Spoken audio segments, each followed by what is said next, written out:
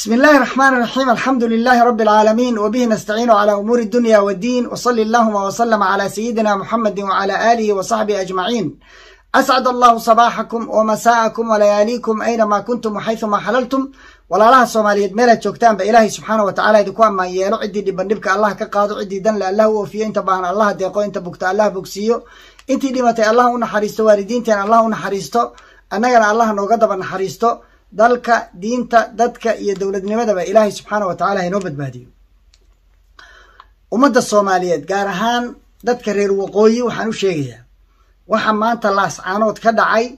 wax macquul maaha, wax ummadda Soomaaliyeed geedana maaha. halkaa waxaa ku dhammaaday dhalinyaradii Soomaaliyeed ee mustaqbalka iyo future-ka dalka xukumi lahaa. waxaa halkaa ku dhammaaday maskaxdii mustaqbalka dalka hogaamin lahayd. waxaa dhammaaday dhalinyaradii yaryareyd ee soo koraysay ee ahayd mustaqbalka ummadda Soomaaliyeed. muuse haddii uu wax maqli lahaa oo wax garan lahaa waxaani ma dhiceen. maanta arrintii farahay ka baxday. mahad cambaashe oo magaalada gees ka deganaa, xerada guulwade iyo gurigiisa intaa deganaa, tiknikana ku haystay, maanta dagaal buu bilaabay. shalay waxaan idiin sheegay inuu ciidan keensaday reer waqooyi ah oo 10 tiknika wata, in kadib la isku hareereeyay. waxaan idinku darayaa ciidanka lagu hareereeyay qoyskiisay ahay, ninka wataana qoyskiisu ah, cid kaleba looma dirin, iyagaa loo diray oo yiri annagaa qabanayna oo laga celcelinay. waxa ka horeysay inay ciidamadii isaga la joogay ka soo wada dhammaadeen oo wax ka yar 30 qof ay u hareen. ninkaasi maanta xabad buu bilaabay isagoo ku talagalay amarkana toos uga qaatay muuse dagaalku inuu magaalada dhexdeeda ka bilowdo. dagaalkaas khasaaro fiican baa ka dhacay. dadkii uu watay wax badan kama baxsan. waad aragteen dhaawacyada iyo meydadka iyo maxaabiista la qabtay ee xerada laga soo qabtay ee isugu jira labadii reerba, dhulbaantay iyo isaaqba isugu jira. waxaasi waa wiilal yar yar baaba'ayo oo kuwa naftu ka sii baxayso la duubayo. waad arkayseen arrintaa. horta waan cambaaraynaya dadka dhaawacyada duubaya oo meydka ceebaynaya oo dhibaataynaya dadkaas masaakiinta oo la dhibaateeyo lasoo markii hore lasoo khalday oo haddana dhimanaya, dhibka usii raacinaya oo cayda ugu daraya iyo magaranaysa foolxumada. arrintaasi arrin islaamnimo maaha, sharafna maaha, karaamana maaha. bini aadamku karaamu leeyahay, walaqad karamnaa bani aadam. arrintaa waan dhaleecaynaynaa. ceeb bay ku tahay cid alla ciddii waxaa samaysayna waa khayru mas-uul. waa khayru mas-uul. caradu inay idinka tambadato maaha, ma aha caradu inay idinka tambadato labada dhinacba. waxa aad laynaysaan waa walaalihiin wey. waxa islaynaya waa dad walaala ah. waxaan idin leeyahay waxa kane macquul maahee ninkan cid qabata ha loo soo diro. maanta shir buu qabtay. shirkii uu qabtay wuxuu isugu yeertay ciidamadii madaxdii maamulkiisa. waxaa laga wada hadlayaa berri dagaal kaloo lasoo qaado. meelay ugu eg tahay male. dagaal kasta wuu ku jabay. waa ugu celinayaa muuse, ha ka yaabin inaad dhulbahante ka adkaato. ha ka yaabin. taariikhda xirfadoodii baad ku haysataa. dhaqanka ay yaqaaniin iyo xirfadda ay yaqaaniin waa inay dagaalamaan. xirfadda qofna xirfadiisa lagagama adkaado. udaa ka daa dagaalka. ha dhammayn wiilasha xag iyo xaggaba. ha dhammayn. nuuxtaani eedayntiisa iyo dagaalka qaab kale aan u bedelayaa. adiga iyo nuuxtaani midkiina ciidan iyo dagaal ma yaqaan. afantarina waxba kama ogidin iyo madaafiic. magaalo la burburiyo oo inta madaafiic lacag dhigto kulligeed la burburiyo waa markii ugu horreysay ay Soomaaliya ka dhacdo. taariikhda ogaada.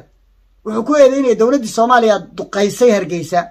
dowlad bay ahayd Soomaaliyeed oo duqaysay Hargeysa. reer baa intuu reer soo duldegay. Soomaalidu way dirirtay 30 sano la soo dhaafayna waa la dagaalamay. weli ma dhicin reer intuu magaalo agdegay magaalada damaaray. magaalada waa la kala qabsan jiray oo mar dhinacaas loo dhaafi jiray, mar dhinacaas loo dhaafi jiray. hadba qoladii qabsataa nafacsan jirtay laakiin lama burburin jirin. for the first time waxaan aqli aan horay u jirin oo foorara ayaa ka taliyay. arrintaa la joojiyay. waxaana loo sheegay dhaawicii la qaaday oo laga qaaday Gooja Cadde in dhexda loo galay oo la baabi'iyey oo in badan laga laayay. arrintaasi waa musiibo qaran, musiibo ummadeed weeye. waxaasi wax loo dul qaadan kara ma aha. dadkaas ma garanaysaa waddadii waa xirantay. saad dambe iyo dhaawac dambe iyo ma garanaysaa marayaa ma jiro. ninkaana ku gudbanaa. talaxumadii ugu weynayd buu qaatay muuse markii uu yiri mahad cambaashe la dagaalan magaalada. isagiyo ordayo kabtaydii maaragtay leh ayaa meeshii galay baabuurtii ka wada baxsatay intii uu la cararay oo uu la tegey 6 ka midii waxay galeen tuulo samakaab magaalo la yiraahdo kor bayna ka soo wareegayaan laascaanood bay soo galayaan dagaalka dhanka kale ka galayaan 2 gaari oo kale markay gooja cadda tageen bay carareen iyagana xabad baa lala dhacay waxna waa laga sii dhaawacay tagee iyaguna way soo geli doonaan meesha la yiraahdo laascaanood mahad cambaashe isagoo faramaran oo abaanduulihii laga dilay ibraahim ashkir oo badawi dhintay oo raggiisiyoona ay meyd yihiin wada yaalla laascaanood gudaheeda iyo istaalkeeda ayuu wuxuu ka cid galay gooja cadde maanta magaaladu waa clear waxaa muuse rabaa inuu haddana dagaal kale oo 4 jiha ah ku soo qaado mar kalean ku celinayaa wiilashaasi waa meyd socdaha wiilasha muuse u taliyo waa meyd dadkii dadkan dhalay ha la hadleen ninkan miskiinka aan warka hayn ha la hadleen ha ka qabteen ciidanka ninkan waa gumaadaya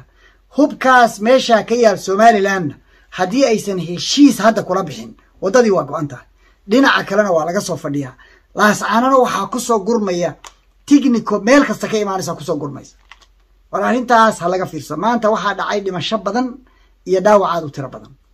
guri walba baroor baa taala waray sida dadka laga daayo war dadka sida laga daayo kugu dhimay oo ka dhimay waa lagu hoogo lagu baad dhimashada iyo dhaawaca waxa ku badan muuse xayir isaga weerar ah difaac baa loogu jiraa dhulka la dhigaya luuqiya inta la isugu lamaaniya madax laga tooganaya nag baa laga dhigay wiilashii sida loo dhaama dadka oo ninkaanu hadduu wax maqlayo beesha caalamka gabadha kiki la yiraahdo SRGR ka hadda matalis acting-ka ah waxay tiri toos baan ula hadlay waxaan u maray dawlado aan isleenahay waxbuu ka maqlayaa kulligood waxaa muuqatay inuusan cidna wax ka qaadanayn waxaan u gudbaynaa dhibaatadii cunaqabataynta ahayd meeshii ugu adkayd baan gaarsiinaynaa maxaa laga faa'iiday Somaliland waxay ahayd nidaam dhisan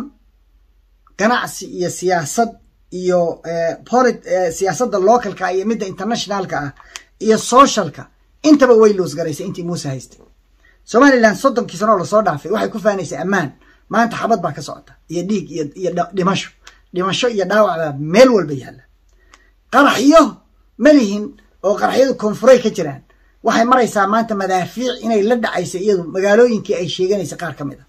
inay iyadu madaafiic la dhacayso qarxinayso oo dadkii iyo isbitaaladii iyo masaajidada ay qarxinayso ganacsi ayay lahayd bulaalay oo kor u kacay oo ilaahay mahadiis dadku ay dhaqnaayeen oo ay korayeen oo kobcayeen ganacsigii wuxuu marayaa gabaabsi waxaan idiin sheegay dad badan inay ka tageen albergooyinkii makhaayadihii la dareemayo magaalada Hargeysa la dareemayo dadkii ganacsatada ay dareemayaan hoos u dhac income-kii soo gali jiray dooniyii waa wareegeen boosaaso iyo garacad baa la isu qeybay boosaaso dooniyii kala qab meel la kala mariyaa la la'yahay mawjeeda ay ka dayaan waxbarasho heer saraa bay lahayd ilaa heer jaamacadeeda waxay lahaayeen dhinaca siyaasadda internationalka oo dhan sympathy bay u hayeen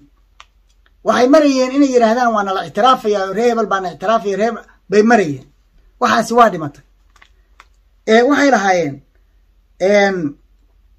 areadaas disputed area la yiraahdo sababta disputed area loogu bixiyay oo ah gobolka Sool iyo Sanaag iyo Cayn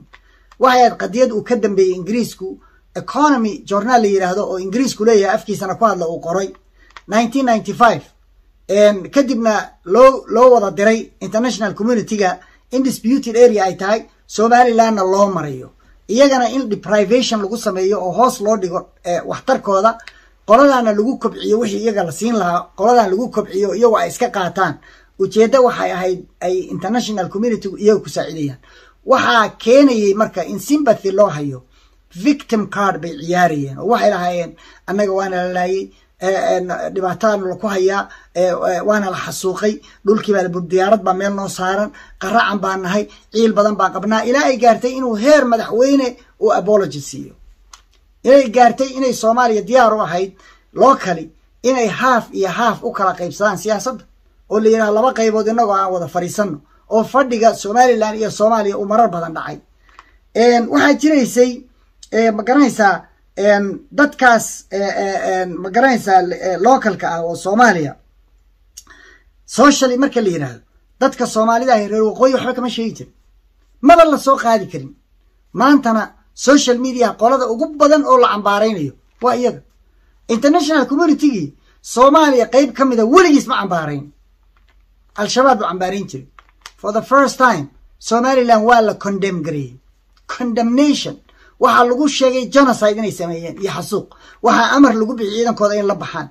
sanction baa waxa la galiyay 30% sectionka Soomaaliya la galiyay ilaa 2008 1844 resolution ka la yiraahdo 19 qof baa ku jirtay oo Soomaaliya oo dhan haddana waxa ku jira 10 qof oo cusub oo Somaliland waa 30% plus way waliba ka badan baa la galiyay one day Muuse waxyaabaha uu kasbay oo ay ka faa'iiday nimanka la yiraahdo reer waqooyi waxa kamid ah aid money lacagtii disputed area lagu qaadan jiray in laga jaray hadda in lagu handadayo oo international community ku handadayo mashaariicda oo dhan waa joojinayna waana waxa ay sheegtay Kiki oo ah SRGR ka acting ka ah oo ku xigeenka ahayd waxay sheegtay inay aysan haysan option kale 27 bisha oo ah bari in lagu shiri doono laga shiri doono ma garanaysa saadan ba sniinta in laga shiri doono maxaan ku iraahdaa cuna qabatayntii oo ay kamid tahay in mashaariicda laga goyn doono in mashaariicda laga jari doono maanta dulmanu ahaa shalay maanta waa daalin shalay ninka reer waqooyiga ay wuxuu ahaa nin victim car ciyaaraya sidii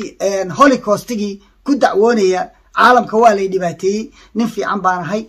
nabad iyo ammaan baan keeni karaa democracy baan keeni karaa democracy waxa ku tuntay Muuse waxyaabay lagala hadlay daraad bay kamid ahayd oo safiirka Mareykanka kala hadlay haddii aad doorashada qaban weydid waa lagu cuna qabataynaya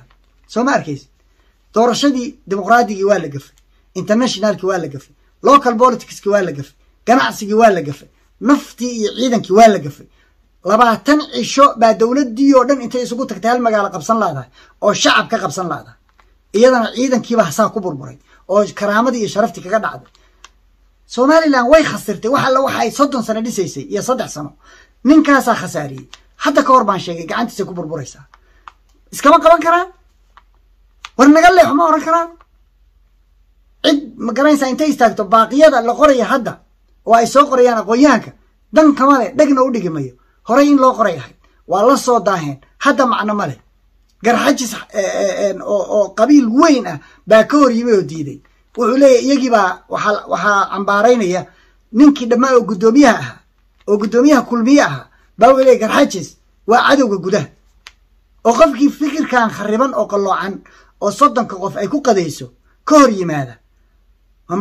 cadowba garxajis waa cadow Somaliland يا Somaliland لي هذا مركب وريس Somaliland ما هي تاي Somaliland ومشروع قوني استاجا واحد لي هذا مشروع كوح SNM أو موسى كمية وتيها أي وتام بوها كعنتي سكوب البري وهو هذا وهي ماشى كتري موسى أي كل ما دين كعنتيس أنا عمر كلام ترينيها ورموسى عيدا كاسي أدوبت بادي سد وحى كهري وعيدا كقرن كودنا وهذا لبعا أبور كتيره وميلو كبح على وقردتشيح يبورها مرماها هدي وقردتشيح هذا اللي عيرسده ولا عاديستنا بابورته ودن لقى هريو dad badanna laga reebanayo laga laynayo hadii aadan inta rabin negotiation ka gal ciidankayga la baxaya wadada la ii furadhe ciidankaaga la bax war wax maqal la bax ciidankaaga hadii kale maanta maalin aan ahayn oo meel laga doono aysan jirin baad orordi doontaa markaan tabar hayeyna tala ma hayn maanta aan tala hayana tabar ma hayo baa ku dambayn doonta hadaadan hadda wax maqlin oo aadan dadka cuqaasha wax ka dhageysan oo aad iska dayn in qofkii kula hadlaba aad magac u yeeshid iyo argagixiso warqada aad soo qortay adigu kaliya akhri adaa kullu laboonaya adaa isla yaabaya ina waxba ka jirin argagixiso aysan la saano joogin shacab ay wax ku ciirsaday oo ka adkaaday waana ku sheegay sababta nimankaas xirfadoodii baa ku haysataa dagaal waxaan ahayn ma yaqaanin sagi baana ku haysataa ka dagaal badan oo ka adage ka bax kala bax ciidankaaga 20 cisho baad madaafiic kor kala dhacays maalin walbana weerar soo qaaday maalin walbana aad ku jabtay tay 10 ka qaado intaas haday kugu filnaan laadahay waali baa ku hartay waxa ku haray waa waali intaas haday kugu filnaan laadahay dadka social media ku dhibaateynaya dhaawacyada iyo meydadka caayaya xumaynaya dadkaas waa dad ceeboobay dadkaanu dad Soomaaliyeed weeye walaalo ah oo wax kala gaareen yaan la isku fogaan hoos yaan loogu dhaadhicin waxa la iskula haro هلا يسحكمي خير بدن بايدين الشيء بالله توفيق السلام عليكم ورحمة الله وبركاته.